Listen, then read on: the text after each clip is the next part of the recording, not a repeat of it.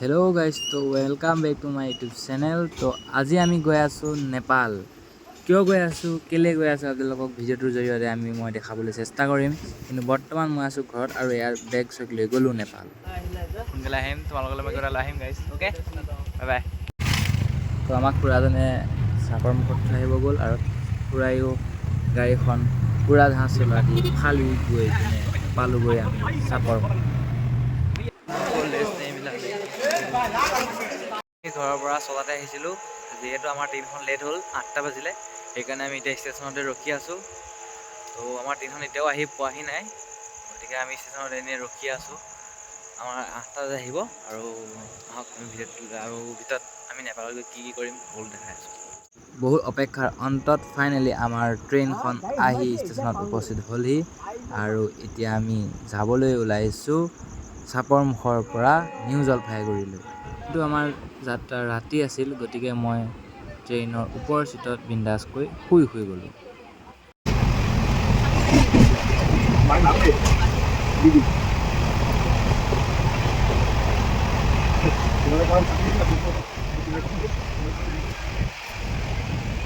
অৱশেষত ৰাতিপুৱা 8টা বজাত আমি পাই গ'লোহি NJP আৰু উপায় নাই, ইয়াত দাঁত ব্ৰাছ কৰি ল'লোঁ আৰু NJPৰ পৰা আমি যাব লাগিব পানী টেংকিলৈ। গতিকে পানী টেংকিৰ যাবৰ কাৰণে আমি ধৰিব লাগিব এখন বাছ। গতিকে বাছৰ চিটত বহি চাৰিওফালৰ দৃশ্য মই কেমেৰাত বন্দী কৰিলোঁ। বাছ ড্ৰাইভাৰ খুৰাজনেও বাছখন ৰকেটৰ দৰে নি আমাক লৈ গ'ল নেপালৰ অভিমুখে আৰু আমিও বাছত বহি চাৰিওফালৰ কেমেৰাত বন্দী কৰিলোঁ ফটোগ্ৰাফী। তো আহক আমি নেপাল যাওঁ।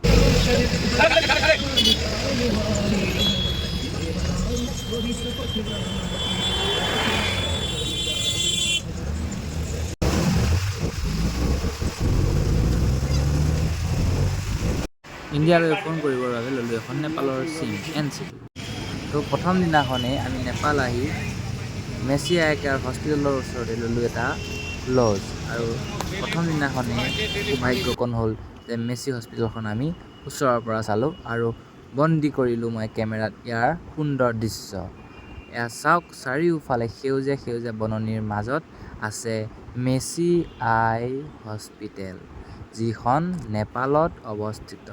চকুৰ স্পেচিয়েলিষ্ট ডক্টৰবিলাকৰ সৈতে নেপালখনৰ এই সৌন্দৰ্যই মানুহক মনোমোহা কৰে। এতিয়া আমি আছোঁ মেচি আই হস্পিটেলৰ ওচৰত আৰু ইয়াত মানে এটা ইউনিক কথা হ'ল যে ইয়াত আমাৰ কাৰেঞ্চি চলে, আমি মানে যোনখিনি আছোঁ সেইখিনি চলে, কিন্তু আমি কালি যাম কাঠমাণ্ডু আৰু যদি আমি কাঠমাণ্ডুত যাওঁ তেনেহ'লে আমাৰ ইণ্ডিয়ান কাৰেঞ্চি নচলা হৈ যাব। আমি এতিয়া নেপালৰ পইচা আমি ইণ্ডিয়ান কাৰেঞ্চিৰ লগত চেঞ্জ কৰি ল'ব লাগিব। কিন্তু আমি য'ত আছোঁ মানে আপোনাৰ ভূটান, নেপাল আৰু ভাৰতৰ মানে আমি বৰ্ডাৰ মানে মাজত আছোঁ। আমি নেপালত সোমাই আছোঁ, কিন্তু আমি অলপমান মানে 20 কিলোমিটাৰমান গ'লেই আমি মানে ভূটান পাম আৰু 15 কিলোমিটাৰমান গ'লে ইণ্ডিয়া। ত' আমি মানে আমাৰ ইয়াত কাৰেঞ্চিত আমাৰ চলে আৰু আমাৰ ইয়াত এটা কথা কি মানে আমাৰ ইণ্ডিয়ান কাৰেঞ্চি 100 ৰুপিজ, নেপালত 160 দিয়ে। ত' মানে আমাৰ ইণ্ডিয়ান কাৰেঞ্চিত ইয়াত অলপমান বেছি ভেলু পায় আৰু পইচা অলপ বেছি পায়। ত' ঠিকেই আৰু বাকী কালি কাঠমাণ্ডুত গৈ আছোঁ গাইছ। ত' চাই থাকোঁ মোৰ ভিডিঅ'টো আৰু আপোনালোকে যদি কেতিয়াবা নেপাল আহে তেনেহ'লে আই হস্পিটেলত সোমাবই পাব।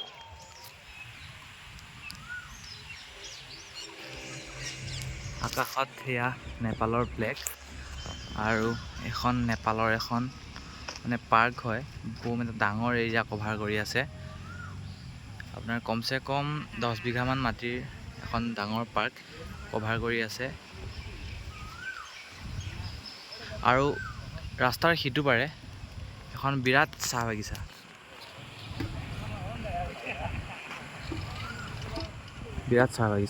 তো ইয়াৰ পৰা গম পাই যে নেপালৰ মানুহেও খেতি বাতি মানে আমাৰ তুলনাত অলপ হ'লেও মানে তাহাঁতেও খেতি বাতিত আগবঢ়া বুলি আমি গম পোৱা গৈছে। তো এখন গাইছ নেপাল আৰু ইয়াত আছে চাহ বাগিচা। এহে নেপাল কা ফ্লেগ। এখন নেপালৰ এখন পাৰ্ক, এখন মেইন দৰ্জাখন আৰু নেপালৰ ৰাস্তাবিলাক ইমান ধুনীয়া মানে আৰু কোনো ধৰণৰ মানে জাবৰ জোথৰ য'ত ত'ত পেলাই থোৱা নাই, মানে পূৰা চাফা চিকুণ হয় পূৰা। আৰু এইফালে আছে এখন চাহ বাগিচা। ৰাস্তাবিলাক কিন্তু ক'বলগীয়া, ৰাস্তা একদম পূৰা ক্লিন হয়। চাওঁ নেপালৰ এখন হ'ল এখন চাহ বাগিচা। আমাৰ যেনেকৈ অসমত যোৰহাটত এখন মানে বহুত বম জেগা এলেকা ধৰি এখন চাহ বাগিচা, তেনেকৈ নেপালতো আছে। তো আপোনালোকে ইয়াত দেখিছে কমচে কম তো আপোনাৰ আন্দাজে লগাব নোৱাৰোঁ আৰু বহুত এটা ডাঙৰ এটা জেগা এৰিয়া কভাৰ কৰি আছে নেপালৰ চাহ বাগিচাখনে। এখন চাহ বাগিচা আমাৰ যেনেকৈ ভাৰততো চাহ আছে, চাহপাতৰ গছ আছে, তেনেকৈ নেপালতো চাহপাত খেতি কৰে আৰু এটা বহুত ডাঙৰ এৰিয়া কভাৰ কৰি আছে। চাওক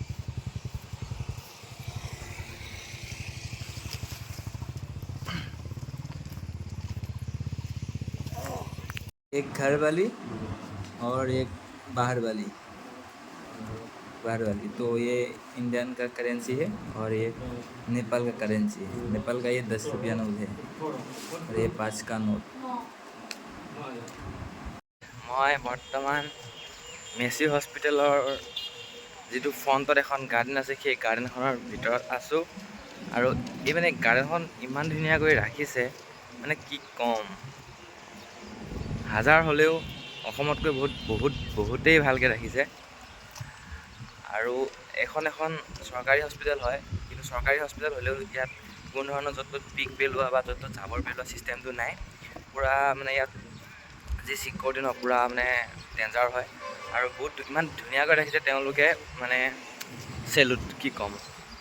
আপোনালোকে চাব পাৰে গোটেইখন ফিল্ডতে একদম পূৰা ক্লিননেছটো আছে। আৰু লগতে ইয়াত মানে যেতিয়া আপোনাৰ সন্ধিয়া হয় ন, এই টেপৰ দি দিছেনে, এই টেপৰ দি একদম পূৰা পানী চবফালে দি দিয়ে। কিবা এটা মানে ভিউটো ভাল লাগে আৰু পূৰা লাইটিংটো আহি যায়, তো বঢ়িয়া লাগে আৰু ইয়াত ৰাতিপুৱা প্ৰায় 5মান বজাৰ পৰা ইয়াত বহুত ভিৰ হয়, কাৰণ মানে বহুত দেশ বিদেশৰ পৰা মানুহ আহে ইয়াত দেখাবৰ কাৰণে। যিহেতু ইয়াত চকু স্পেচিয়েলিষ্ট হয়, চব ডক্টৰবোৰ চব বাহিৰৰো হয় আৰু ইয়াৰো হয়। তো মানে ৰাতিপুৱা সোনকালৰ পৰা ইয়াত বহুত ভিৰ হয়। আৰু চাৰিওফালে মানে পৰিৱেশটো ক'বলৈ গ'লে বহুত শান্ত পৰিৱেশ, কোনো ধৰণৰ হাই হুলস্থুল নাই। আৰু একদম ওচৰত এই লজবিলাকো আছে, হোটেলবিলাকো আছে। ইয়াত আপোনালোকে আহিলে ইয়াত থাকিব পাৰিব। আৰু আপোনালোকে যদি ইয়ালৈ আহে তেনেহ'লে ইয়াত গাড়ীৰ পৰা নমাৰ লগে লগে আপোনালোকক হোটেলবিলাকৰ আৰু লজবিলাকৰ মালিকবিলাকে মানে আপোনালোকক ডাইৰেক্ট লৈ যাব জেগালৈ। তো আপোনালোকে ইয়াত চিন্তা কৰিব নালাগে। তো এয়াই হ'ল আৰু মানে কি, ইয়াত ৱালবিলাক কিছুমান ৱাল প্লাষ্টাৰ কৰা নাই, কিন্তু সেই ইটাবোৰো এটা ডিজাইন। চাওকচোন কিমান ধুনীয়া লাগিছে আঁতৰৰ পৰা, ইটাবোৰো এটা ডিজাইন হৈ আছে। এইবোৰ ওচৰত বিল্ডিংবোৰ প্লাষ্টাৰ কৰা হৈ আছে, কালাৰ দিয়া হৈছে, কিন্তু এইবিলাকত না প্লাষ্টাৰ না কালাৰ। তো কিমান ধুনীয়া দেখিছে ভিউ এটা, মানে মিস্ত্ৰীবিলাকো ডেঞ্জাৰ আছে দেই। চাওক ভিউটো। আৰু মানে নেপালৰ মেইন লেংগুৱেজটো নেপালী হয়। আৰু তাৰ বাহিৰেও যিহেতু ৱেষ্ট বেংগলৰ ওচৰতে আছে, তো ইয়াত লোকেল লেংগুৱেজটো নেপালী, আৰু ইয়াত মানে বেংগলী আৰু নেপালী ভাষা ইয়াত ধুনীয়াকৈ চলে। তো যিসকলে বেংগলী ভাষা ক'ব জানে, সেইসকল মানুহে বা সেইসকল মোৰ লগৰ বন্ধুৱে ইয়াত মানে প্ৰায়ৰিটি অলপ বেছি হ'ব, কিয়নো মানুহৰ লগত কমিউনিকেট কৰিবৰ কাৰণে মানে সুবিধা হয়। আৰু তো ইয়াত হিন্দীটো চলে, হিন্দীটো ইমান নচলা নহয়, হিন্দীটো ধুনীয়াকৈ চলে। কিন্তু কিছুমান যিবিলাক মানে খাচ নেপালী যিবিলাক খাচ নেপাল, তো তেখেতলোকে মানে এই হিন্দীটোৰ লগত কমিউনিকেট কৰিব নোৱাৰে। তো তাৰ বাবে অলপ প্ৰব্লেম হয়। বাকী একো নাই বাৰু, বাকী সকলোতে হিন্দীটো চলে। আৰু হিন্দীটোৰ লগত আমি এতিয়া হিন্দীৰ কথাতে আমি কমিউনিকেট কৰি আছোঁ মানুহৰ লগত। তো ইয়াত বিশেষকৈ যিবিলাকে বেংগলী জানে বা যিবিলাকেতো নেপালী জানে, তেওঁলোকৰতো বহুতেই ভাল। তো মানুহৰ লগত কমিউনিকেট কৰিবৰ কাৰণে অলপ সুবিধা হয়। আৰু বাইকৰ নম্বৰ প্লেটখন চাওক, নেপালৰ আখৰে আছে চেম্পিয়ন বোৰ্ড আছে।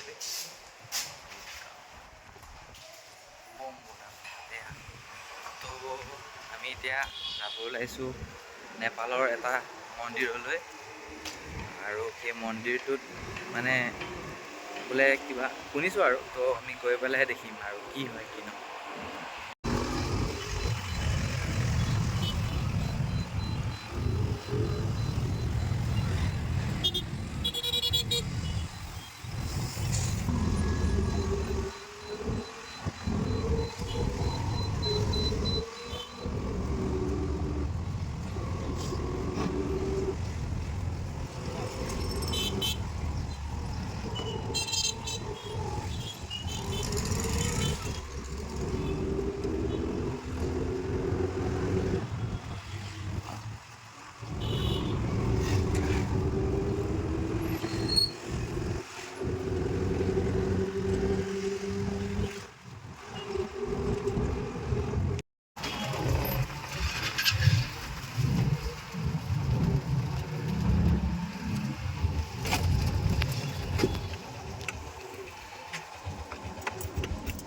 বৰ্তমান আধা ঘণ্টামান যাত্ৰা কৰাৰ পাছত আমি আহি পাই গ'লোহি এই মন্দিৰটোলৈ। মন্দিৰটোৰ অভিমুখত আহি প্ৰথমে চাকি দিবৰ কাৰণে ওচৰৰ দোকানখনৰ পৰা এখন শৰাই ল'লোঁ আৰু তাৰ পাছত সোমাই গ'লোঁ মন্দিৰলৈ। আপোনালোকে ভাবিছে হয়তো ইয়াত গামোচা মই কিয় লোৱা নাই। গামোচা মানে নেপালত গামোচা কোনো ধৰণৰ মানে গামোচা লোৱা নহয়। ইয়াত নেপালী এখন কাপোৰ এখন পায়, তো সেইখন মই ওচৰৰ দোকান এখনত দেখিলোঁ, কিন্তু মানে নল'লোঁ আৰু, কাৰণ ইয়াত নেপালত বস্তুৰ দাম বহুত। অলপ পাছতেই গম পাব নেপালত বস্তুৰ দাম কিমান আপোনালোকে বহুত দাম হয় নেপালত।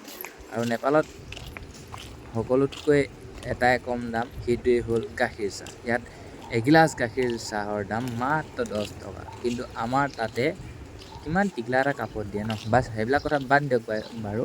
তো আমি আহি গ'লোঁ এইটো মন্দিৰলৈ, যিটো মন্দিৰৰ ভিউটো চাওক না, কি ধুনীয়া। চাৰিওফালে ডাঙৰ ডাঙৰ মন্দিৰ, আৰু মন্দিৰবিলাকৰ ষ্ট্ৰাকচাৰবিলাক যদি আপোনালোকে মন কৰে তেনেহ'লে দেখিব যে আমাৰ ইণ্ডিয়াতকৈ বহুত বেলেগ। আমাৰ ভাৰতৰ তুলনাত ইয়াৰ মন্দিৰবিলাকত মানে ওপৰত যি ষ্ট্ৰাকচাৰ হয় সেইটো বহুতেই বেলেগ হয়। আৰু এই মন্দিৰটো চাওক, ভিউটো ধুনীয়াকৈ তেওঁলোকে ৰাখিছে মন্দিৰবিলাক। আৰু যিহেতু সময়ো দেৰি হ'ল, প্ৰায় 2মান বাজিলে, গতিকে মেইন মন্দিৰটো বন্ধ হৈ গ'ল। গতিকে ওচৰত যিকেইটা সৰু সুৰা মন্দিৰ আছিলে তাতে আমি বন্তি চন্তি সেৱা চেৱা কৰিব লগা হ'ল। আৰু তাতে সেৱা কৰি কিনে, যিহেতু তালা চালা লগাই দিলে, তো সেৱা কৰি কিনে আমি আহিলোঁ। মোৰ পাছত যিটো মন্দিৰ আছে মানে এইটো শিৱ মন্দিৰ হয়। আৰু ইয়াত অৰ্জুনে মানে মানুহৰ কথা কোৱা মতে যেতিয়া মহাভাৰতৰ সময়ত যেতিয়া মানে এই গাইকেইজনীক পানী খুৱাবৰ কাৰণে অৰ্জুনে বান মাৰি পেলাই এই মানে পুখুৰীটো বনাই দিছিলে। তো সেইকাৰণে এই মন্দিৰ স্থাপন কৰি ইয়াতে পূজা কৰা হয়। আৰু পাছত এটা মানে পদুমৰ পুখুৰীৰ এটা পুখুৰী এটা আছে, পদুম পুখুৰী। আৰু ইয়াত বহুত ধৰণৰ এনেকৈ মূৰ্তি আছে, বহুত ধৰণৰ। আৰু সেয়া মই দেখাই আছোঁ আপোনালোকক। 108টা শিৱলিংগ আছে, টোটেল 108টা মূৰ্তি আছে। মন্দিৰৰ চাৰিওফালৰ ভিউটো। তো গাইজ, এইটো আছিলে মূৰ্তি বনাই থৈছে এনেকৈ, চাৰিওফালৰ দৃশ্যটো এনেকুৱা।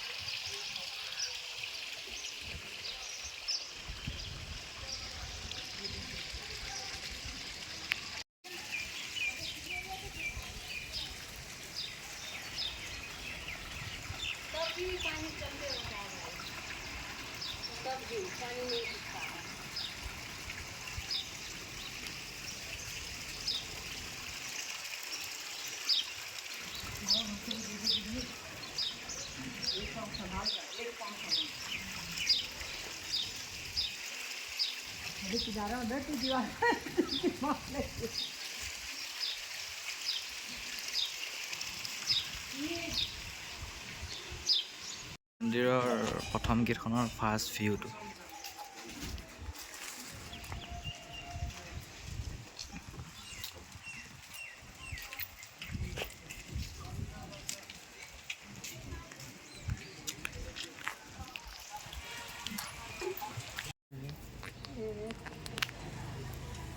ये कितने का है भाई? कौन? ये सर वो वाला आप लोगों को पड़ेगा इंडियन 100। ठीक है, तो ये ले जाइए, ये सब ले जाइए, अच्छा वाला है। अच्छा वाला ये सब है, अच्छा वाला है, बहुत सुंदर डिजाइन है। ये कलर भी मल्टी कलर इसमें।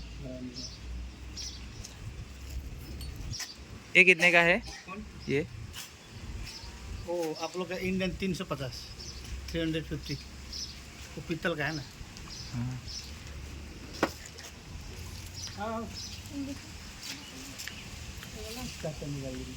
তো গাই ইণ্ডিয়ান কাৰেঞ্চিৰ লগত আমি নেপালৰ কাৰেঞ্চি চেঞ্জ কৰি ল'লোঁ। 500 টকাত ইয়াত দিছে মোক 800 টকা, কিয়নো আমাৰ নেপালৰ 100 টকাই ইয়াত 160 টকা আপোনালোকক প্ৰত্যেকখন দোকান বা য'তে আমি চেঞ্জ কৰি তাত আপোনাক ৰিটাৰ্ণ কৰিব 160 টকা।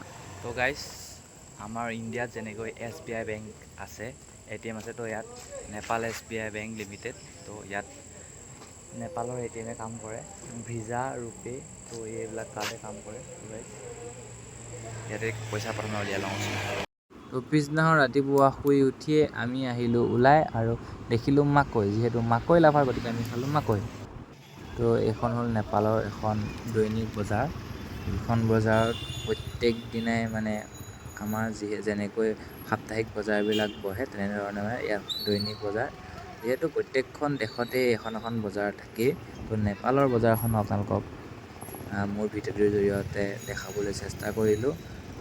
তো এইখন হ'ল নেপালৰ বজাৰ। ইয়াত আপোনালোকে সকলো ধৰণৰ বস্তু ইয়াত পায়েই, কিন্তু মই কোৱাৰ দৰে ইয়াত বিশেষকৈ শাক বেছি পাব আপোনালোকে।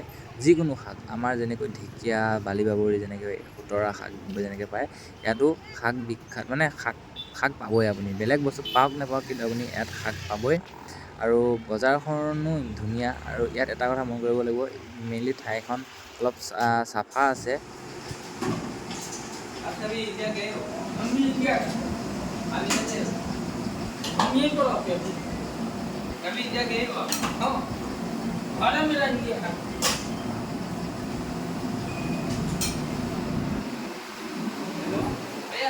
यहाँ पे सबसे पहले खास नगर कौन सा है? घूमने के लिए। हाँ, घूमने के लिए। घूमने के लिए आपको यहाँ पर पार्क। हाँ, कितने दूर में है यहाँ से? और आप पार्क घूमिएगा यहाँ से तो आपको 10 किलोमीटर। एक आदमी का भाड़ा 150 रुपये का किलो। मार्केट मार्केट मार्केट भी बहुत बड़ा, घूमते घूमते शाम हो जाएगा। मार्केट यहाँ से कितनी दूर है? यहाँ से आप टेम्पू में जाइएगा 50 रुपये लेगा, यहाँ का पैसा इंडियन 30 टका लेगा। यहाँ पर हल्का यहाँ फिरता उधर जाइएगा घूमने के लिए, तो यहाँ मार्केट है छोटा। यहाँ का फेमस फूड कौन सा है? फेमस तो पार्क है, फेमस फूड यहाँ का देसी मोमो चोटी। उसका बाद आप खाइएगा मासू के साथ।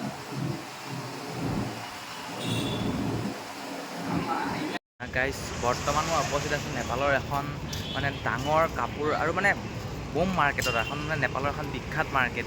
তাত মই এতিয়া বৰ্তমান উপস্থিত আছোঁ, আৰু এখন ছুপাৰ মাৰ্কেটতো মই গৈ আছোঁ।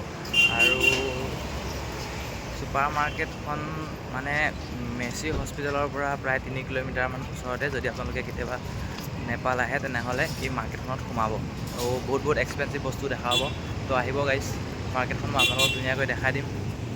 তো গাইজ, ভিডিঅ'বিলাকৰ ক্লিপবিলাক অলপমান খেলি মেলি হৈছে, কিয়নো যিহেতু মোৰ লগত নাছিল কেমেৰামেন, আৰু মই অকলে ভিডিঅ' কৰিছিলোঁ।